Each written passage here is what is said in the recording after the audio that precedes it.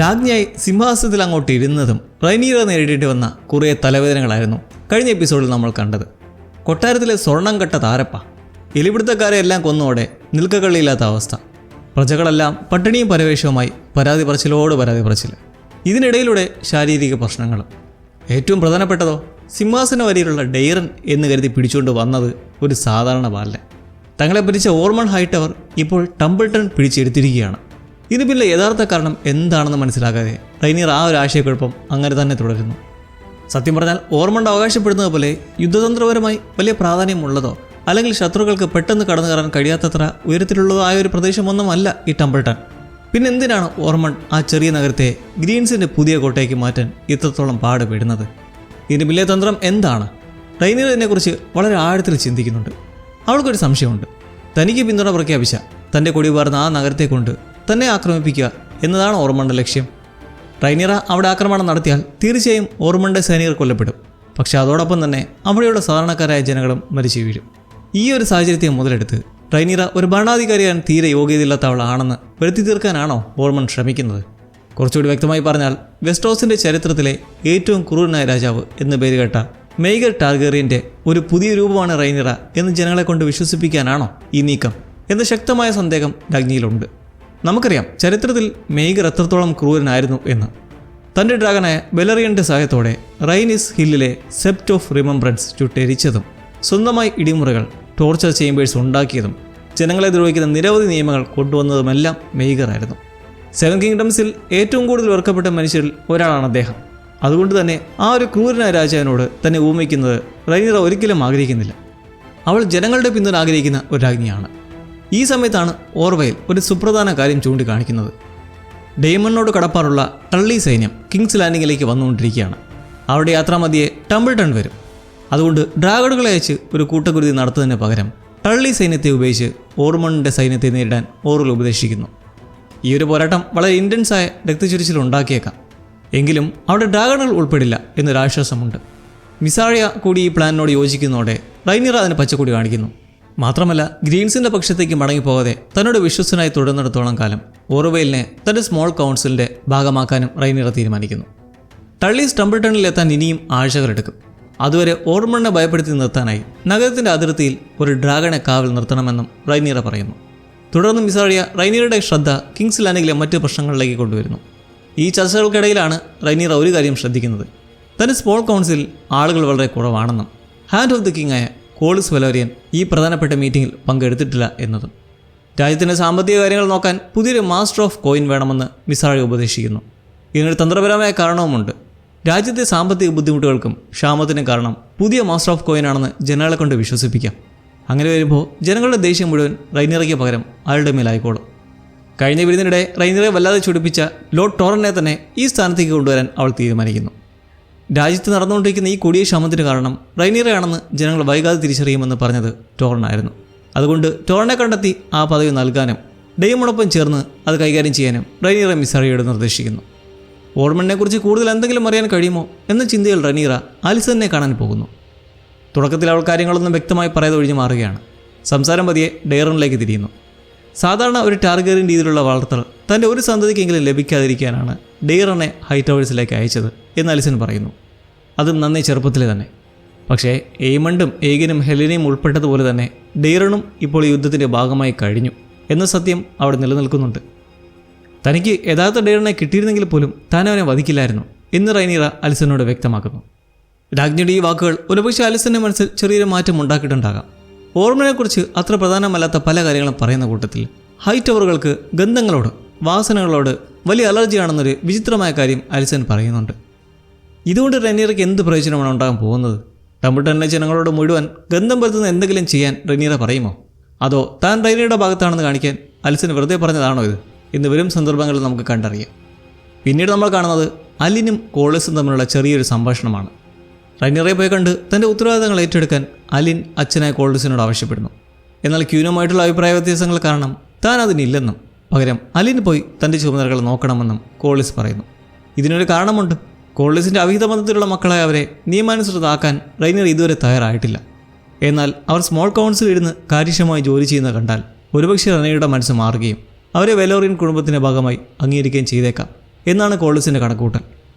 കൗൺസിലിൽ നിന്നൊന്നും ശീലമില്ലാത്തതിനാൽ രാജസദസ്സിൽ തനിക്കൊരു അപരിചിതത്വം തോന്നുമെന്ന് അലിൻ പറയുന്നുണ്ടെങ്കിലും കോളിസ് അതൊന്നും ചെവികൊള്ളാതെ കിങ്സ് ലാൻഡിങ്ങിൽ നിന്നും തൻ്റെ പണി കഴിഞ്ഞ മട്ടിൽ ഇറങ്ങിപ്പോകുന്നു. ഇപ്പോൾ അലിനും മാഡമും സ്വന്തം കാലിൽ നിൽക്കേണ്ട അവസ്ഥയിലാണ്. കോളിസിൻ്റെ നിർദ്ദേശപ്രകാരം വിസേരിസ് രാജാവ് പഴയ വലേറിയുടെ മാതൃക ഉണ്ടാക്കി വെച്ചിരുന്ന ആ മുറിയിൽ വെച്ച് അലിൻ റൈനറെ കാണുന്നു. വ്യാപാര മാർഗ്ഗങ്ങൾ തടസ്സപ്പെടുത്തുന്ന ട്രയർക്കി കടൽ കൊള്ളക്കാരെ നേരിടാൻ കോളിസ് പോയിരിക്കുകയാണെന്ന വിവരം അലിൻ റൈനറെ അറിയിക്കുന്നു. സ്മോൾ കൗൺസിലിൽ കോളിസിൻ്റെ സാന്നിധ്യം അത്യാവശ്യമായിരുന്ന ഈ സമയത്ത് അയാൾ പോയത് റൈനറെ വല്ലാതെ ദേഷ്യം പിടിപ്പിക്കുന്നുണ്ട്. വളരെ ചുരുങ്ങിയ സമയത്തിനുള്ളിൽ കോളിസിന് ഒരുപാട് നഷ്ടങ്ങൾ ഉണ്ടായിട്ടുണ്ടെന്നും സ്വന്തമായി തീരുമാനിച്ച ഈ പോരാട്ടം ഒരുപക്ഷെ അദ്ദേഹത്തിന് നഷ്ടപ്പെട്ട അധികാരവും സ്ഥിരതയും തിരികെ നൽകാൻ സഹായിക്കുമെന്നും അലിൻ വിശദീകരിക്കുകയാണ്. അവിടെ ഇരിക്കുന്ന വലേറിയുടെ മോഡൽ കാണുമ്പോൾ റൈനറുടെ മനസ്സിൽ പല ചിന്തകളും വരുന്നു. തകർന്നു വീഴുന്ന സാമ്രാജ്യങ്ങളെക്കുറിച്ചും ഒരു രാജ്യം ഭരിക്കുന്നതിൻ്റെ ബുദ്ധിമുട്ടുകളെക്കുറിച്ചും പിതൃത്വത്തെക്കുറിച്ചുമൊക്കെ അവർ സംസാരിക്കുന്നു. എന്നാൽ ആ റൂമിലൂടെ ഓടി നടക്കുന്ന എലികളുടെ ശബ്ദം ആ സംഭാഷണത്തിൻ്റെ ഗൗരവം നഷ്ടപ്പെടുത്തുന്നുണ്ട്. ഈ എലികൾ ശരിക്കും കൊട്ടാരത്തിൽ ഇപ്പോഴും ഒളിച്ചിരിക്കുന്ന ശത്രുക്കളുടെ ഒരു പ്രതീകമാണ്. മാത്രവുമല്ല, നേരത്തെ നടന്ന റാറ്റ് ബാങ്ക്വറ്റ്, എലികളെ പിടിക്കുന്നവരെ കൊന്നൊടുക്കിയ സംഭവം റൈനറുടെ പ്രശ്നങ്ങളൊന്നും പരിഹരിച്ചിട്ടില്ല എന്നതിൻ്റെ ഒരു സൂചന കൂടിയായി നമുക്ക് കാണാം. ഡെപ്യൂട്ടി ഹാൻഡ് എന്ന നിലയിൽ അലിൻ റൈനർക്ക് നൽകുന്ന ആദ്യത്തെ ഉപദേശം വളരെ ലളിതമായിരുന്നു. ഈ എലികളെ തുരത്താൻ കുറച്ച് പൂച്ചകളെ കൊണ്ടുവരിക. ഓർമണ്ട് എന്തിനാണ് ടംബിൾട്ടണിൽ തന്നെ തമ്പടിച്ചിരിക്കുന്നത് എന്നതിനെക്കുറിച്ച് തലപോയിക്കാൻ റൈനർ സ്മോൾ കൗൺസിൽ ചേംബറിലേക്ക് പോകുന്നു. അവിടേക്ക് ഹ്യൂഗ് കടന്നു വരുന്നു. അധികാരമേറ്റ ശേഷം കൊട്ടാരത്തിലായി തനിക്കും ഭാര്യയ്ക്കും വാഗ്ദാനം ചെയ്ത മുറിയെക്കുറിച്ച് സംസാരിക്കാനാകും അവൻ വന്നതെന്നാണ് റൈനർ ആദ്യം കരുതുന്നത്. എന്നാൽ നിലവിൽ നിയോഗിച്ചിട്ടുള്ള ഉൾഫിന് പകരം തൻ്റെ ഡ്രാഗൺ വെർമിത്തോറുമായി പോയി ടംബിൾട്ടണിൽ കാവൽ നിൽക്കാൻ തനിക്ക് താല്പര്യമുണ്ടെന്ന് ഹ്യൂഗ് പറയുന്നു. ഹ്യൂഗിൻ്റെ ഭാര്യ ക്യാറ്റ് ഇപ്പോൾ ടംബിൾട്ടണിലാണുള്ളത്. ഹൈടവർ സൈന്യം ക്യാറ്റിനെ എന്തെങ്കിലും ചെയ്താൽ ഹ്യൂഗ് അത് വ്യക്തിപരമായി എടുക്കുമെന്നും ദേഷ്യം വന്ന് നഗരം മുഴുവൻ ചുട്ടരിച്ചാൽ ടംബിൾട്ടൺ തിരിച്ചുപിടിക്കാനുള്ള തൻ്റെ പദ്ധതികൾ മൊത്തം താളം തെറ്റുമെന്നും റൈനർ ഭയപ്പെടുന്നു.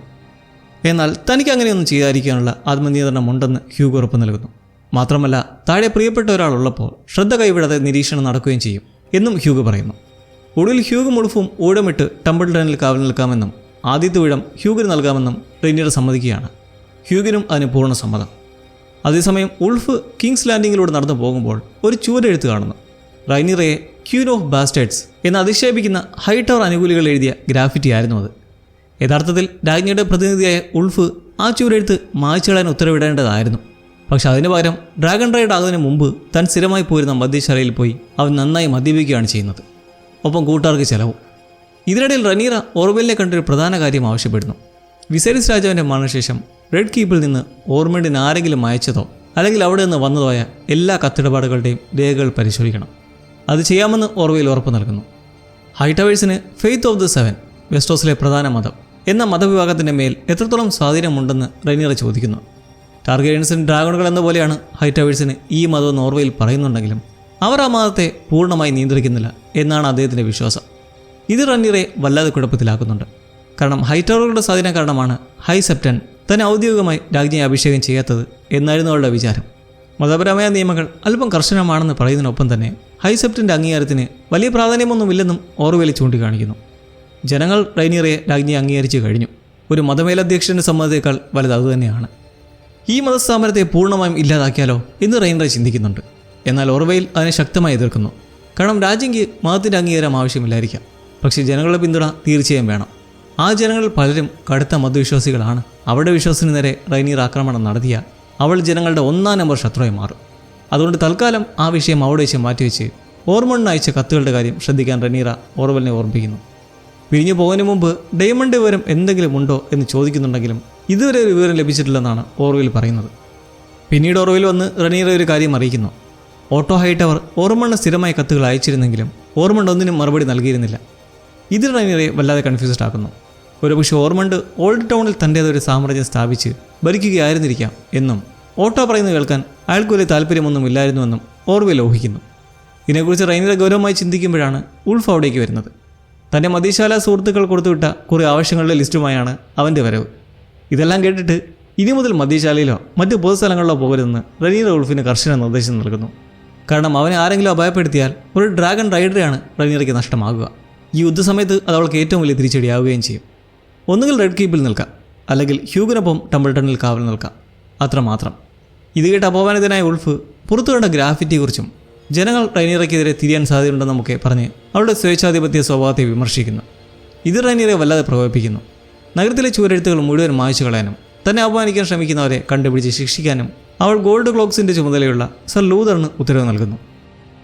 ഡെയ്മൺ ഇപ്പോൾ ദ വെയിലിലെത്തിയിട്ടുണ്ട്. അവിടെ ലേഡി ജെയിനുമായി അവൻ സംസാരിക്കുന്നതാണ് നമ്മൾ കാണുന്നത്. ഗ്രീൻസിനെതിരെയുള്ള യുദ്ധത്തിൽ റെനീറെ സഹായിക്കാൻ ജെയിൻ ഇതുവരെ സ്വന്തം സൈന്യത്തെ അയക്കാത്തത് എന്തുകൊണ്ടാണെന്ന് ഡെയ്മൺ ചോദിക്കുന്നു. ഇതിന് ജെയിൻ നൽകുന്ന മറുപടി കുറച്ച് വിചിത്രമാണ്. തനിക്ക് കൊട്ടാരത്തിൽ ലഭിച്ചത് കുറേ കുഞ്ഞു ടാർഗേറ്റേഴ്സിനെയും കുഞ്ഞു ഡ്രാഗൺസിനെയും മാത്രമാണെന്നും അതുകൊണ്ടാണ് താൻ യുദ്ധത്തിന് പ്രാപ്തരായ സൈനികരെ അയക്കാത്തതെന്നുമാണ് ജെയിൻ പറയുന്നത്. മാത്രവുമല്ല, ഇപ്പോൾ യുദ്ധം അവസാനിച്ച സ്ഥിതിക്ക് ഇനി സൈനികരെ അയക്കേണ്ട ആവശ്യമില്ലെന്ന് അവൾ വാദിക്കുന്നു. ഈ വാക്കുകൾ ശരിക്കും ജെയിനെ തന്നെ ഒരു കുരുക്കിലാക്കുന്നുണ്ട്. കാരണം സൈനികരെ നൽകാൻ കഴിയില്ലെങ്കിൽ പകരം സ്വർണ്ണമെങ്കിലും നൽകണം എന്ന് ചോദിക്കാൻ ഇത് ഡെയ്മൺ ഒരു അവസരം നൽകി. ഇതിൽ ദേഷ്യം വന്ന ജെയിൻ ഡെയ്മണിനെ ഒരു യാചകനെന്ന് വിളിച്ച് അപമാനിക്കാൻ ശ്രമിക്കുന്നു. കുറച്ച് സ്വർണം തന്നാൽ താൻ ഇവിടുന്ന് പോയിക്കൊള്ളാമെന്നും പിന്നെ പരസ്പരം സഹിക്കേണ്ടി വരില്ലെന്നും ഡെയ്മൺ പറയുന്നു. അങ്ങനെ ജെയിൻ കുറച്ച് സ്വർണ്ണക്കിഴികൾ നൽകുകയും ഡെയ്മൺ അത് തൻ്റെ ഡ്രാഗണായ കരാക്സിസിൻ്റെ ജീനിയിൽ കെട്ടുവെച്ച് തിരികെ പോകാൻ തയ്യാറെടുക്കുകയും ചെയ്യുന്നു. എന്നാൽ കരാക്സിസിൻ്റെ പ്ലാൻ വേറെയായിരുന്നു. അവനെന്തോ ഒരു മാറ്റം പോലെ. ഡെയ്മണിൻ്റെ വാക്ക് കേൾക്കാതെ അവനെ നേരെ കൊണ്ടുപോകുന്നത് ഒരു ഗുഹയ്ക്കടുത്തേക്കാണ്. അവിടെയാണ് റെയ്നയും ഷീപ്പ് സ്റ്റീലർ എന്ന ഡ്രാഗണും താമസിക്കുന്നത്. ടാർഗറിയനാണെന്ന് മറ്റുള്ളവർ തിരിച്ചറിയാതിരിക്കാൻ റെയ്ന തന്നെ മുടിയെല്ലാം മുറിച്ച് മാറ്റിയിട്ടുണ്ട്. അവൾ ഷീപ്പ് സ്റ്റീലറിന് ഭക്ഷണമായി ആടുകളെ നൽകി ഒരു നാടോടിയെ പോലെയാണ് അവിടെ ജീവിക്കുന്നത്. മുന്നേ ദ വെയിലെ ഏത് ഭാഗം വേണമെങ്കിലും സ്വന്തം വീട് പോലെ ഉപയോഗിക്കാമെന്ന് ജെയിൻ പറഞ്ഞത് അവൾ അക്ഷരാർത്ഥത്തിൽ എടുത്തതുപോലെയാണെന്ന് തോന്നുന്നത്. സ്വന്തം മകളെ ഈ അവസ്ഥയിൽ കാണുന്നത് ഡെയ്മണിൻ്റെ ഹൃദയം തകർക്കുന്നുണ്ട്. അതേസമയം റെയ്നയുടെ തെറ്റ് റെനീറെ അറിഞ്ഞാൽ അവളെ കൊല്ലുമെന്ന സത്യം ഷീപ്പ് സ്റ്റീലറെ കാണുമ്പോൾ ഡെയ്മൺ തിരിച്ചറിയുന്നു. ഷീപ്പ് സ്റ്റീലറെ അവിടെ തന്നെ ഉപേക്ഷിച്ച് അവൾക്ക് കിങ്സ് ലാൻഡിങ്ങിലേക്ക് പോകാമെന്നും റെയ്നയ്ക്ക് ഈ ഡ്രാഗണുമായി യാതൊരു ബന്ധവുമില്ലെന്ന് എല്ലാവരെയും വിശ്വസിപ്പിക്കാൻ ശ്രമിക്കാമെന്നും ഡെയ്മൺ അവളെ ബോധ്യപ്പെടുത്താൻ ശ്രമിക്കുന്നു. എന്നാൽ തനിക്ക് അതിന് കഴിയില്ലെന്ന് റെയ്നെ തീർത്ത് പറയുന്നു. അവൾ ആ ഡ്രാഗണുമായി മാനസികമായി ബന്ധപ്പെട്ട് കഴിഞ്ഞിരിക്കുന്നു. ടാർഗറിയൻ കുടുംബത്തിൽ ഏറ്റവും കൂടുതൽ അവഗണിക്കപ്പെട്ടത് താനാണെന്നും ഈ ഷീപ്പ് സ്റ്റീലർ മാത്രമാണ് തനിക്ക് ടാർഗറിയനാണെന്ന തോന്നൽ നൽകുന്നതെന്നും അവൾ വികാരാധീനയെ പറയുന്നു. ജെയ്സിൻ്റെ മരണം ഒരബദ്ധമായിരുന്നുവെന്നും റെയ്ന അത് മനഃപൂർവ്വം ചെയ്തതല്ലെന്നും റെയ്നയെ ബോധ്യപ്പെടുത്താമെന്ന് ഡെയ്മൺ മറ്റൊരു വഴി പറയുന്നു. പക്ഷേ ഇത് പ്രാക്ടിക്കലാകില്ലെന്നാണ് റെയ്നയുടെ പക്ഷം. കാരണം റെയ്നീർ അവളോട് ക്ഷമിച്ചാൽ പോലും ജെയ്സിൻ്റെ ചോര പുരണ്ട കൈകളുമായി എല്ലാ ദിവസവും ആ കൊട്ടാരത്തിൽ റെയ്നയുടെ മുഖത്തോക്കി ജീവിക്കാൻ അവൾക്ക് കഴിയില്ല. താൻ ചെയ്ത തെറ്റുകൾക്ക് പ്രായശ്ചിത്തമായി ഒരു നാടുകടത്തപ്പെട്ടവളെ പോലെ ജീവിക്കാനാണ് അവൾ ആഗ്രഹിക്കുന്നത്.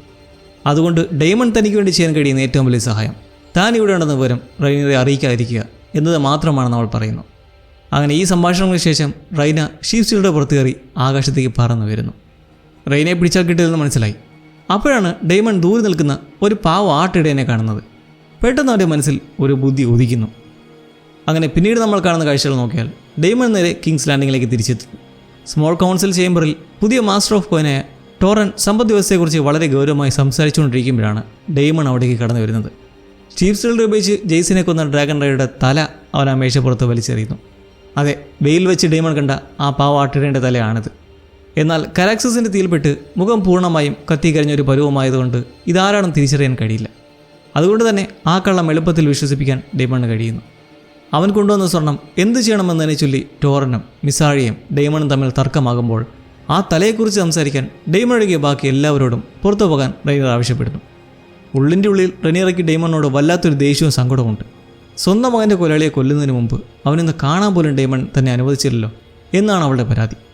തൻ്റെ സങ്കടം മാറാനും ആ ദുരിതത്തിൽ നിന്ന് മുന്നോട്ട് പോകാനും അവനെ നേരിൽ കാണേണ്ടത് അവൾക്ക് ആവശ്യമായിരുന്നു. ആ അവസരമാണ് ഡെയ്മൺ ഇല്ലാതാക്കിയത്. എന്നാൽ ജെയ്സിൻ്റെ മരണം ഒരു അപ്രതീക്ഷിത സംഭവമായിരുന്നുവെന്നും ഷീപ്പ് സ്റ്റീലറെ മെരുക്കിയിരുന്ന ആൾ മരിച്ചതോടെ ആ വൈൽഡ് ഡ്രാഗൺ ഇപ്പോൾ എവിടെയൊക്കെ അലിഞ്ഞിരിക്കുകയാണെന്നും ഡെയ്മൺ റെനീറെ എങ്ങനെയോ വിശ്വസിപ്പിക്കുന്നു. എന്തായാലും തൽക്കാലത്തേക്ക് റെയ്നെ സേഫായി. കുറച്ച് ശാന്തിയായ ശേഷം റെയ്നീറ സ്വർണത്തിൻ്റെ കാര്യത്തിലേക്ക് വരുന്നു. ആ പണം ഉപയോഗിച്ച് നഗരത്തിലെ ജനങ്ങൾക്ക് ഭക്ഷണം നൽകണമെന്നും സിറ്റി വാച്ചിന് ആംസം മറ്റ് നിർമ്മിക്കാൻ ഉള്ളതുകൊണ്ട് അഡ്ജസ്റ്റ് ചെയ്യേണ്ടി വരുമെന്നും അവൾ തീർത്ത് പറയുന്നു. ഒടുവിൽ റെനീറ എല്ലാത്തിനും നന്ദി പറയുന്നുണ്ടെങ്കിലും ഡെയ്മൺ അതിനെ എതിർക്കാതെ അവിടെ നിന്ന് പുറത്തു പോകുന്നു. കാരണം അവൻ്റെ ഉള്ളിൽ ഈ പറഞ്ഞൊരു മഹാകള്ളത്തിൻ്റെ മൂഢതയാണ്. തൻ്റെ മുറിയിലേക്ക് പോകുന്ന വഴിക്ക് അവൻ മിസാഴിയെ കാണുന്നു. സ്വന്തം സൈന്യത്തെക്കാൾ ജനങ്ങൾക്ക് പ്രാധാന്യം നൽകാൻ റെനീറെ പ്രേരിപ്പിച്ചത് മിസാഴിയുടെ തെറ്റായ ഉപദേശമാണെന്ന് അവൻ കുറ്റപ്പെടുത്തുന്നു. എന്നാൽ മിസാഴിയുടെ പ്രതികരണം ഡെയ്മണിൽ നിന്ന് ഞെട്ടിക്കുന്നുണ്ട്. ഡെയ്മൺ റെനീറയെ വെട്ടിയാക്കിയിട്ടുണ്ടാകാം, പക്ഷേ തനിക്ക് ആ കള്ളം മനസ്സിലാകുന്നുണ്ടെന്നും ദ വെയിലിൽ യഥാർത്ഥത്തിൽ എന്താണ് സംഭവിച്ചതെന്ന് എന്തെങ്കിലും പുറത്തു വരുമെന്നുള്ള രീതിയിലും അവളൊരു മുന്നറിയിപ്പ് നൽകുന്നു. പിന്നീട് റെനീറ അലിസനെ കാണാൻ പോകുന്നു.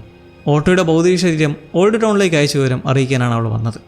ഓട്ടോയുടെ ഓർമ്മയ്ക്കായി അദ്ദേഹം ധരിച്ചിരുന്ന മോതിരം റെനീറ അലിസണിന് കൈമാറുന്നു. അലിസൻ്റെ അവിടെ നിന്ന് പോയതിനു ശേഷം ഹെലേന അവളുടെ അടുത്തേക്ക് വന്ന് തൻ്റെ നൈറ്റ് ഗൗൺ ശരിയാക്കാൻ ശ്രമിക്കുന്നത് കാണുന്നുണ്ട്. അപ്പോഴാണ് അവളുടെ വസ്ത്രങ്ങൾ അവൾക്കിപ്പോൾ പാകമാകുന്നില്ല എന്ന സത്യം അലിസൺ ശ്രദ്ധിക്കുന്നത്. ഈ ഒരു സിറ്റുവേഷൻ അവിടെ വെച്ച് പെട്ടെന്ന് കട്ടാകുന്നെങ്കിലും അലിസൻ്റെ ഞെട്ടലിൽ നിന്ന് നമുക്കൊരു കാര്യം വ്യക്തമാണ്: ഹെലേന വീണ്ടും ഗർഭിണിയാണ്. ഇല്ല, ഹെലേനയ്ക്ക് മറ്റൊരു രഹസ്യബന്ധമുണ്ടെന്നൊന്നും കരുതുന്നില്ല. അത് ഈഗൻ്റെ കുഞ്ഞ് തന്നെയായിരിക്കും. പുസ്തകങ്ങളിൽ ഹെലേനയ്ക്ക് ജെഹറിസ്, ജെഹറ, മേലർ എന്നിങ്ങനെ 3 കുട്ടികളാണ് ഉണ്ടായിരുന്നത്. എന്നാൽ സീരീസിൽ തുടക്കത്തിൽ അത് 2 കുട്ടികളെ മാറ്റിയിരുന്നു. ഇപ്പോൾ അവർ ആ 3ാമത്തെ കുട്ടിയെ മെയിലറിനെ കൊണ്ടുവരാൻ തുടങ്ങുകയാണെന്ന് തോന്നുന്നു. ആ കുട്ടി ഈഗണിൻ്റെ ആയതുകൊണ്ട് തന്നെ അവരാണ് 7 കിങ്ഡംസിൻ്റെ യഥാർത്ഥ അവകാശി എന്ന് മതവിഭാഗക്കാർക്ക് വാദിക്കാൻ കഴിയും. ഈ കുട്ടി തനിക്കൊരു ഭീഷണിയാണെന്ന് റെയ്നീറയ്ക്ക് തോന്നിയാൽ ഒരുപക്ഷെ അവൾ ആ കുഞ്ഞിനെ കൊല്ലാൻ ഉത്തരവിട്ടേക്കാം. അങ്ങനെ സംഭവിച്ചാൽ അലിസനും റെയ്നീറും തമ്മിലുള്ള ശത്രുത കൂടുതൽ രൂക്ഷമാവുകയുള്ളൂ. എയ്ഗണും ലാരിസും ഒടുവിൽ റൂക്സ് റെസ്റ്റിൻ്റെ പ്രാന്തപ്രദേശങ്ങളിലേക്ക് എത്തിച്ചേരുന്നു. അവിടെ വെച്ച് എയ്ഗൺ തൻ്റെ പ്രിയപ്പെട്ട ഡ്രാഗൺ സൺഫയറിനെ കാണുന്നു. സത്യത്തിൽ സൺഫയറിൻ്റെ ശവശരീരമാണ് അവിടെ ഉള്ളത്. എയ്ഗൺ ഓടിച്ചെന്ന് ആ ഡ്രാഗണെ കെട്ടിപ്പിടിച്ച് കരയുന്ന കണ്ട് അവിടെയുള്ളൊരു നാട്ടുകാരൻ അവരെ കാണുകയും ചത്ത ഡ്രാഗണെ തൊടണമെങ്കിൽ പോലും പണം നൽകണമെന്ന് ആവശ്യപ്പെടുകയും ചെയ്യുന്നു. ലാരിസ് അയാൾക്ക് പണം നൽകി ഒരു ബന്ധം സ്ഥാപിക്കാൻ ശ്രമിക്കുകയാണ്. കാരണം അവർക്ക് എങ്ങനെയെങ്കിലും അവിടെ ഒരു അഭയം കിട്ടണമല്ലോ. ആളുകൾക്ക് മതത്തോടുള്ള ഭയം മുതലെടുക്കാൻ ലാരിസ് തന്നെ ഒരു സെപ്റ്റൻ മതപുരോഹിതനായിട്ടാണ് പരിചയപ്പെടുത്തുന്നത്. എന്നാൽ സൺഫയർ ഇപ്പോഴും ജീവിച്ചിരിപ്പുണ്ടെന്നൊക്കെ ഹൈവെലറിൻ ഭാഷയിൽ എയ്ഗൺ ഡ്രാഗനോടെന്ന പോലെ പുലമ്പാൻ തുടങ്ങിയതോടെ ലാരിസിൻ്റെ കള്ളത്തരം ഏകദേശം പൊളിയുന്ന അവസ്ഥയിലായി. ആ ഡ്രാഗനെ തൊട്ടു നിൽക്കുന്ന വ്യക്തി രാജാവായ എയ്ഗൺ ആണെന്ന് ആരും തിരിച്ചറിയുന്നതിന് മുമ്പ് തന്നെ ലാരിസ് അവനെ മിണ്ടാതിരിക്കാൻ പറഞ്ഞ് റൂക്സ് റെസ്റ്റിലേക്ക് നടക്കാൻ തുടങ്ങുന്നു. സൺഫയറിൻ്റെ ഓർമ്മയ്ക്കായി അതിൻ്റെ ഒരു ചെതുമ്പൽ എയ്ഗൺ എടുത്തു വയ്ക്കുന്നുണ്ട്. റൂക്സ് റെസ്റ്റിനടുത്തുള്ള പ്രധാന നഗരത്തിലെത്തുമ്പോൾ അവിടെ ക്രിസ്റ്റ്യൻ കോളിൻ്റെ സൈനികർ കാവൽ നിൽക്കുന്ന എയ്ഗൺ കാണുന്നു. അവർ തനിക്ക് കൂറ് പ്രഖ്യാപിച്ചതായതുകൊണ്ട് തന്നെ സഹായിക്കുമെന്ന് അവൻ കരുതുന്നു. എന്നാൽ യുദ്ധസമയത്തോ അതിനുശേഷമോ സൈനികർ അവരുടെ കാര്യം മാത്രമേ നോക്കൂ എന്നും രാജാവിനെ സഹായിക്കാൻ ആരും വരില്ലെന്നും ലാരിസ് അവന് മനസ്സിലാക്കി കൊടുക്കുകയാണ്. എയ്ഗണിൻ്റെ മറ്റൊരു പ്രധാന പ്രശ്നം അവൻ യഥാർത്ഥത്തിൽ എങ്ങനെയാണ് ഇരിക്കുന്നതെന്ന് അവിടെയുള്ള ആർക്കും അറിയില്ല എന്നാണ്. അതുകൊണ്ട് തന്നെ തങ്ങളുടെ ഐഡൻറ്റിറ്റി വെളിപ്പെടുത്തി ഈ സുരക്ഷ ഇല്ലാതാക്കുന്നതിൽ യാതൊരു അർത്ഥവുമില്ല. മരിച്ചു കിടക്കുന്ന റെയ്നീസിൻ്റെ ഡ്രാഗനായിരുന്ന മെലിസിനെ നോക്കി എയ്ഗൺ നിൽക്കുമ്പോൾ ലാരിസ് അവിടെയുള്ളവരോട് ഭക്ഷണവും താമസ സൗകര്യവും ചോദിക്കുന്നു. വല്ലാതെ വിശോപ്പടം ഉണ്ടാക്കുന്ന ഒരാൾ ലാരിസിൻ്റെ അടുത്തേക്ക് വന്ന് അവർ റിവർ ഫോക്ക് ആണോ എന്ന് ചോദിക്കുന്നുണ്ട്. ഷാർപ്പ് പോയിന്റിൽ നിന്നാണ് തങ്ങൾ വരുന്നതെന്ന് ലാരിസ് നുണ പറയുന്നു. അയാൾ പിന്നെയും കുറേ ചോദ്യങ്ങൾ ചോദിക്കുന്നുണ്ട്. ലാരിസ് എല്ലാത്തിനും മറുപടി നൽകുകയും തൻ്റെ കയ്യിലുള്ള പണം മുഴുവൻ അയാൾക്ക് കൊടുക്കുകയും ചെയ്തതിന് ശേഷം അവർക്ക് അവിടെ താമസിക്കാമെന്ന് അയാൾ സമ്മതിക്കുന്നു. പക്ഷേ വെറുതെ താമസിക്കാൻ പറ്റില്ല, അവരുടെ പണിയെടുക്കണം. രാജാവായ എയ്ഗണ് കിട്ടിയ പണി എന്താണെന്നോ? പുനരുപയോഗത്തിനായി ആളുകളുടെ മൂത്രവും മൂലവും ശേഖരിക്കുക. ഈ ജോലി ചെയ്യാൻ എയ്ഗൺ ഒട്ടും തയ്യാറായിരുന്നില്ലെങ്കിലും ജീവൻ വേണമെങ്കിൽ അത് ചെയ്തേ മതിയാകും എന്ന് ലാരിസ് അവനെ ബോധ്യപ്പെടുത്തുന്നു. ഇല്ലെങ്കിൽ രണ്ടുപേരെയും അവരെ വെട്ടിക്കൊല്ലും. പിന്നീട് അല്പം വിശ്രമിക്കുന്ന സമയത്ത് ലാരിസ് തൻ്റെ പ്ലാൻ എയ്ഗണിനോട് പറയുന്നു. കുറച്ച് ദിവസങ്ങൾക്കുള്ളിൽ ബ്രാവോസിൽ നിന്നുള്ള ഒരു കപ്പൽ ഡസ്കണ്ടയിലേക്ക് പോകുന്നുണ്ട്. അതിനായി കുതിരകളെ സംഘടിപ്പിച്ച് തുറമുഖത്തേക്ക് എത്തുകയും ആ കപ്പൽ കയറി രക്ഷപ്പെടുകയും ചെയ്യുക എന്നാണ് ലാരിസിൻ്റെ ലക്ഷ്യം. ഇതൊന്നും കേൾക്കാൻ തയ്യാറാകാതെ താനാണ് രാജാവെന്നും പറഞ്ഞ് എയ്ഗൺ വീണ്ടും ബഹളമുണ്ടാക്കുന്നു. അപ്പോഴാണ് ലാരിസ് ആ സത്യം വെളിപ്പെടുത്തുന്നത്. എയ്ഗൺ സത്യത്തിൽ മരിച്ചുവെന്നാണ് പ്രഖ്യാപിച്ചിരിക്കുന്നത്. അതും സഹോദരനായ എയ്മൻ്റെ കൈകളാൽ മരണപ്പെട്ടുവെന്ന്.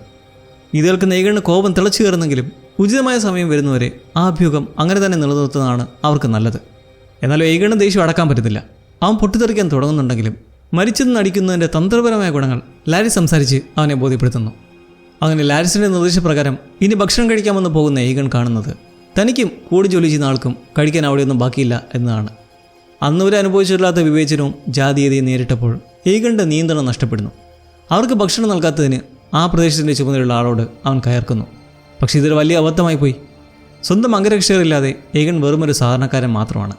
ശബ്ദം ഉയർത്തേണ്ട ശിക്ഷയായി ആ മനുഷ്യൻ്റെ ചിളിപ്പിൻ്റെ ഷൂസിൽ മുത്തവിടാൻ എയ്ഗൺ നിർബന്ധിതനാകുന്നു. ഒരു രാജാവിൻ്റെ ഏറ്റവും ഗതികെട്ട അവസ്ഥ.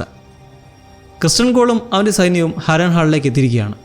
എയ്മണ്ട്, വെയ്ഗർ, സൈമൺ, ജെർമൺ, പാക്സ്റ്റർ എന്നിവരിൽ ആരെങ്കിലും അവിടെ കണ്ടെത്താം എന്ന പ്രതീക്ഷയിലായിരുന്നു അവർ. എന്നാൽ അവിടെ അവരെ കാത്തിരുന്നത് ആലിസ് മാത്രമാണ്. സൈമണും ജെർമണും പാക്സ്റ്ററും മരിച്ചുവെന്ന് ആലിസ് പറയുന്നു. എയ്മൺ ഹാരൻഹാളിൽ വന്നിരുന്നുവെങ്കിലും റൈനീറ സിംഹാസനം ഏറ്റെടുത്തെറിഞ്ഞ് അവനിവിടെ നിന്നും തിരികെ പറന്നാകുന്നു എന്ന് അവകാശപ്പെടുന്നു. എന്നാൽ ഈ പറഞ്ഞതിന് യാതൊരു തെളിവും അവിടെ കാണാനില്ല. വെയ്ഗറോ എയ്മണ്ടോ കിങ്സ് ലാൻഡിങ്ങില്ലെന്ന് നമുക്കറിയാം. വെയ്ഗർ എന്ന ഭീമൻ ഡ്രാഗണിന് കൊട്ടാരത്തിൽ ഒളിച്ചിരിക്കാൻ കഴിയില്ല. എയ്മണ്ടില്ലാതെ വെയ്ഗർ എന്തായാലും ഹാരൻഹാൾ വിട്ടു പോകാനും സാധ്യതയില്ല. മാത്രവുമല്ല, അവസാനമായി നമ്മൾ എയ്മണ്ടിനെ കാണുമ്പോൾ അവൻ പറക്കാൻ കഴിയുന്നൊരവസ്ഥയിലായിരുന്നില്ല. പിന്നെ അവൻ എവിടെ പോയി? ആലിസ് കള്ളം പറയുകയാണോ? എന്നാൽ റൈനീറ അയൺ തോൺ പിടിച്ചെടുത്തു എന്ന സത്യം ക്രിസ്റ്റ്യനെയും ഗൊയിനെയും വല്ലാതെ ഞെട്ടിച്ചതുകൊണ്ട് ഈ വക ചോദ്യങ്ങളൊന്നും അവരുടെ മനസ്സിലേക്ക് വരുന്നില്ല. അവർ ഈ വിവരം ഉൾക്കൊള്ളാൻ ശ്രമിക്കുന്ന സമയത്ത് സൈനികർ വെയ്ഗർ അവിടെ കാണാൻ ഉണ്ടോ എന്ന് തിരയുന്നുണ്ട്. പുറത്തൊരു ഡ്രാഗൺ കൂട് ഉണ്ടെന്നും എന്നാൽ അതിപ്പോൾ ഒഴിഞ്ഞു കിടക്കുകയാണെന്നും ഒരു സൈനികർ വന്ന് റിപ്പോർട്ട് ചെയ്യുന്നു.